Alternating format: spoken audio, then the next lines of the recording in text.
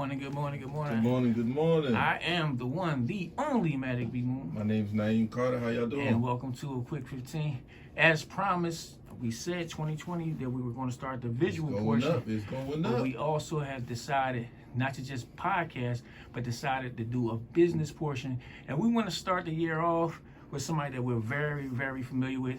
A guy that I got a lot of game from myself. Every day. Mr. Michael Ross. Mr. Mike Ross, how you doing? I'm doing good, guys. You know, so Mr. Michael Ross is the director for Aramark NL, amongst other things.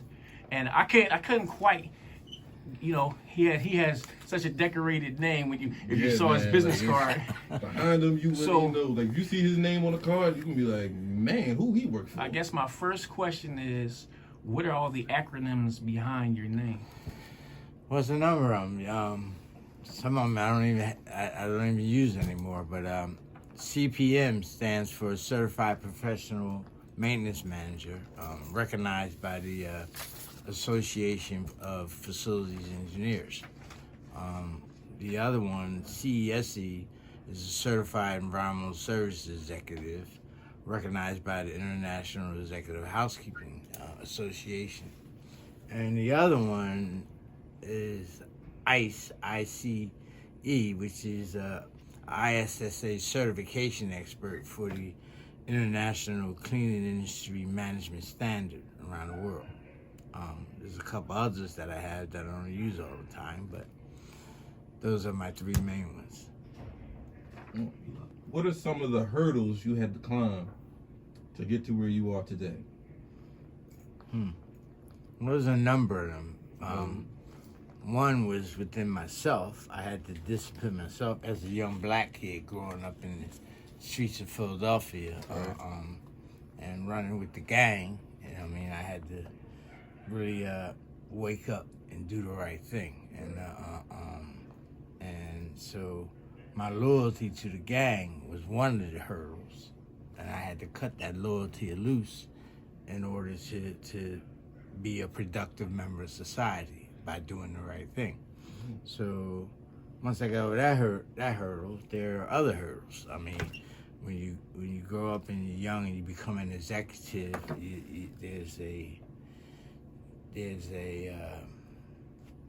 thing where people like to keep you down, keep you where you're at, and I had to be very careful of that, and I had to work my way around a lot of the prejudices and the envies of a young black guy in the world position that I was in. I mean, when you're young, you're 23 years old, you're 24 years old, and you're dealing, and you're an executive, and you're telling people, giving instruction and leadership to certain people at your level, right, don't even want you there. And if you get my drift. Yeah, I know exactly what you mean. Can you tell me who Mike Ross is in one sentence? In one sentence?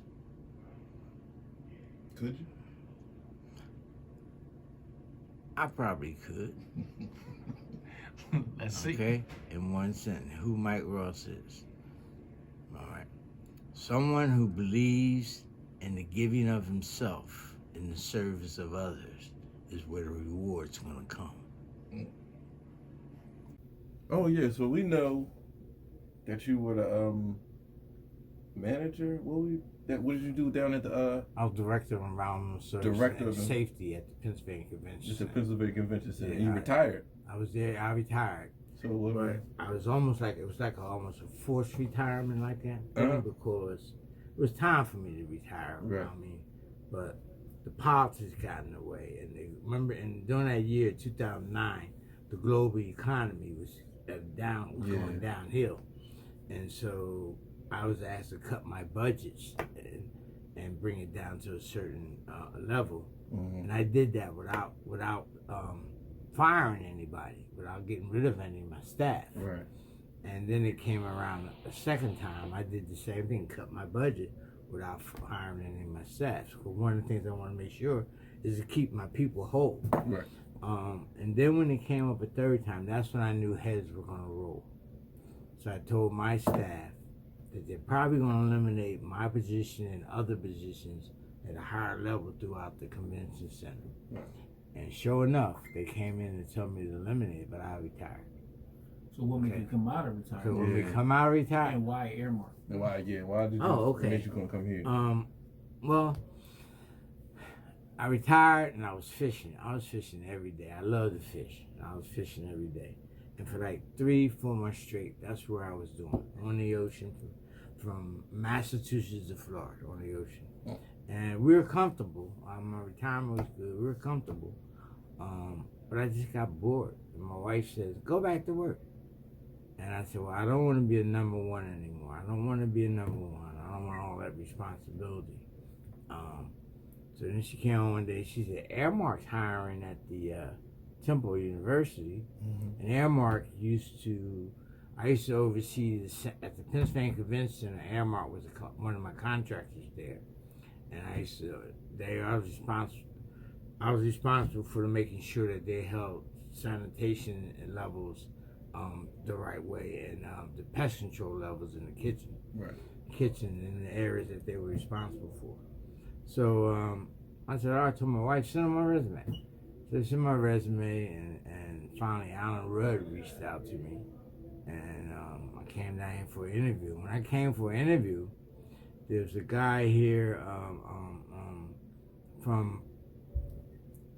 he's from Aramark, but he actually used to work for Service Master. Aramark bought Service Master's Facilities Division. And that's where I started my career, with Service Master. Mm.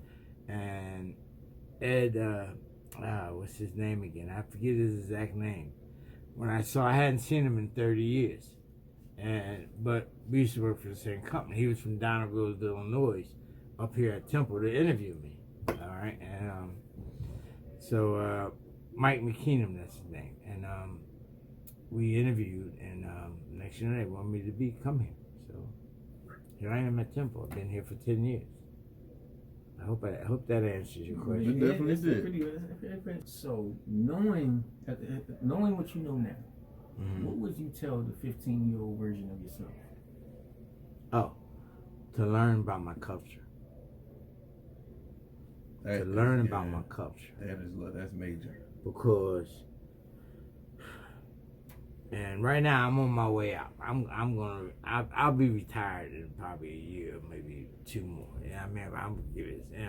But if I had known more about my culture, I think I would have looked at things a lot differently, mm-hmm. and I wouldn't have taken as much stuff as I've taken from other people at my level. Right. You know what I mean? And by knowing more about my culture, I would be able to. I care for people now, but there was a time I didn't care for people. It was like that old Conan the Barbarian saying. The way I grew up, they asked Conan one time, Conan the Barbarian, what's good in life? And I actually thought this way. And he said, what's good in life is to crush my enemies, to see them driven before me, and to hear the lamentations of their women. And I used to live like that, you know what I mean? But for the grace of God, not anymore. But if I knew more about my culture, I would know how more to talk to people, black men like me, right. Who are younger black men who are destroying one another, right. Fighting one another. Right. You know what I mean? That's good. We got a generation out there that are angry, but they seem to be angry with each other, and they're killing each other. Yeah. And they shouldn't be angry with each other. Right.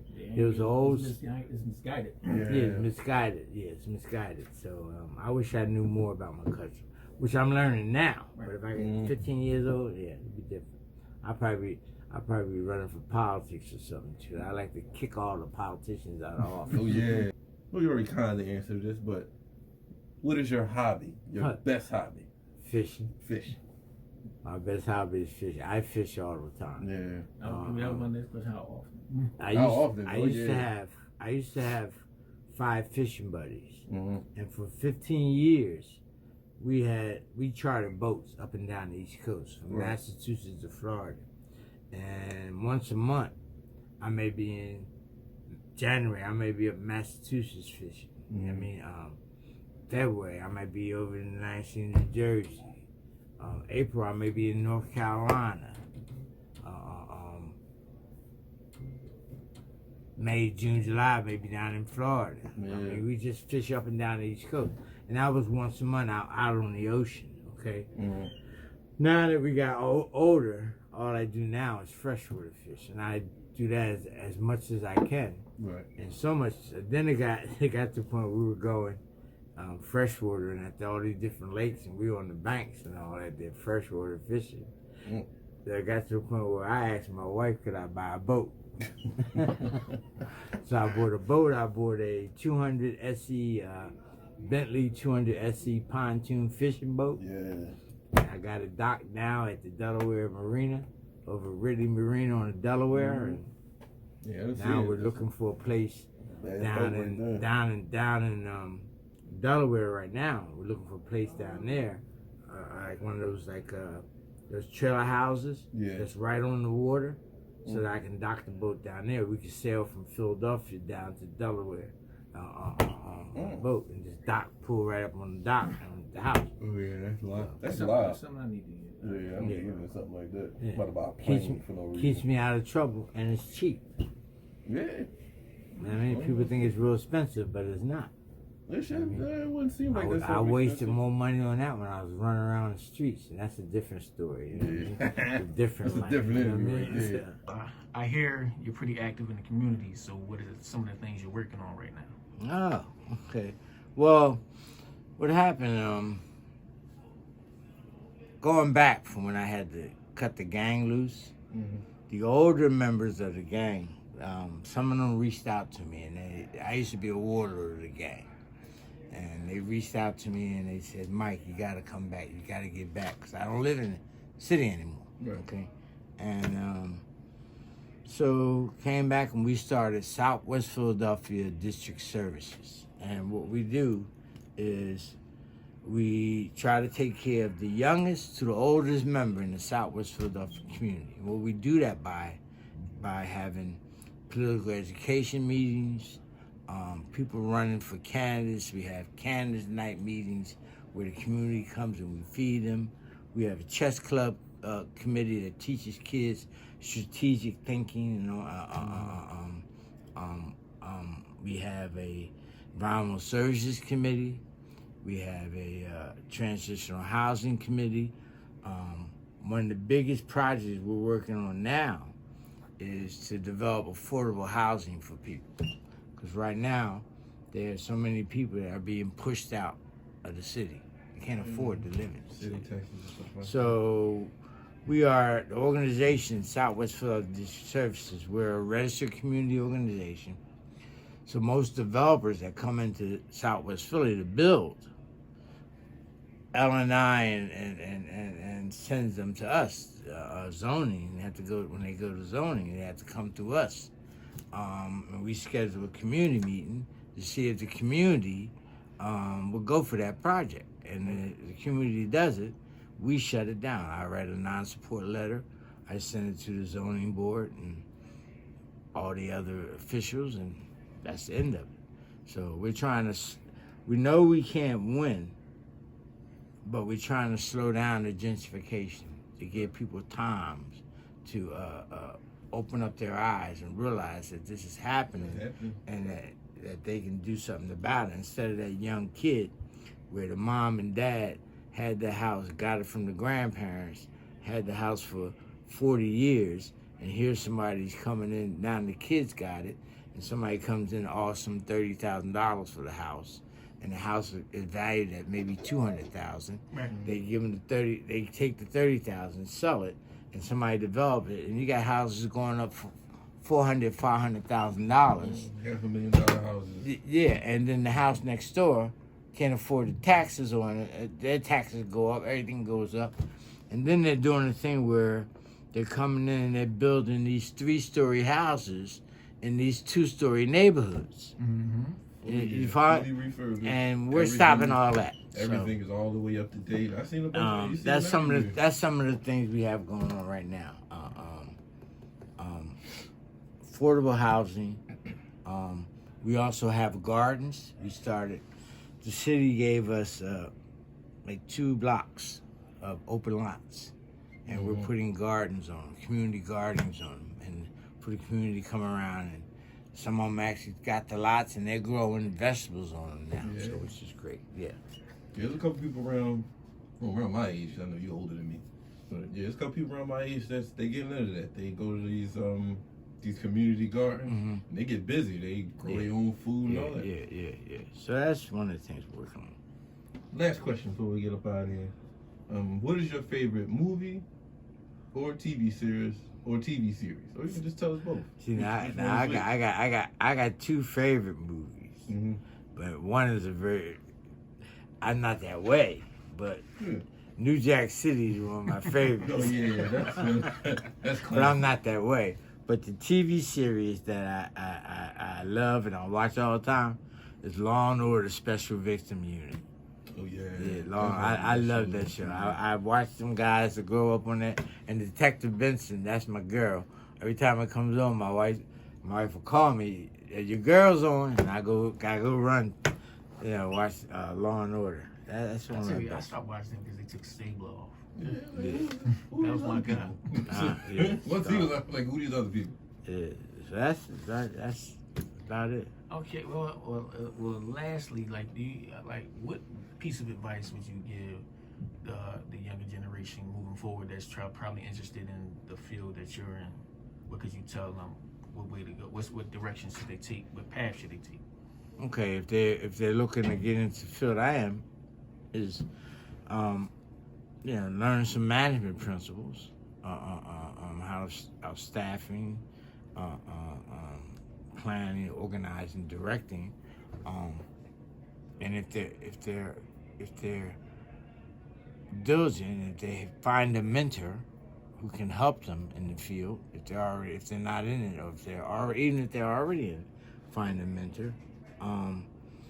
And as far as, just do it. The learning is in the doing. You know what I mean? So you can teach people stuff, but if they don't do it, they ain't gonna learn. Right. So the learning is in the doing. And I suggest to anybody that wants to do anything, learn about it and do it. All facts. Well, definitely. Well, Mr. Michael Ross, we'd like to thank you for your time. Appreciate you taking time to talk to us And today. I also would like Come back, Northside Engineer. That's fine. That's fine. work. That's work right That's there. work right there. I would like to personally thank you for all the game you've taught me throughout the years. I'm saying we've always had a pretty decent relationship, and you always guided me in the right direction. Like part of me being the businessman that I am today is through learning from you, giving me little tips, whether you know it or not. You gave me a lot of tips, and it's I'm almost at the promised land. I'm not there, but I'm almost there. Well, I appreciate you guys. I mean, just to see you guys doing what you're doing and growing, it makes me happy. It makes me happy. And one thing I always learned, even when I was out and running the streets with the gang, if you take care of your business is going to take care of you. That's all facts. And with that being said, Mr. Mike Ross, again, we'd like to thank you again. And I am the one, the only Matic Nyeem. I am Nyeem Carter. And that's the first segment of the Quick Pick Team Business. Look forward for more. Peace out. Thank you.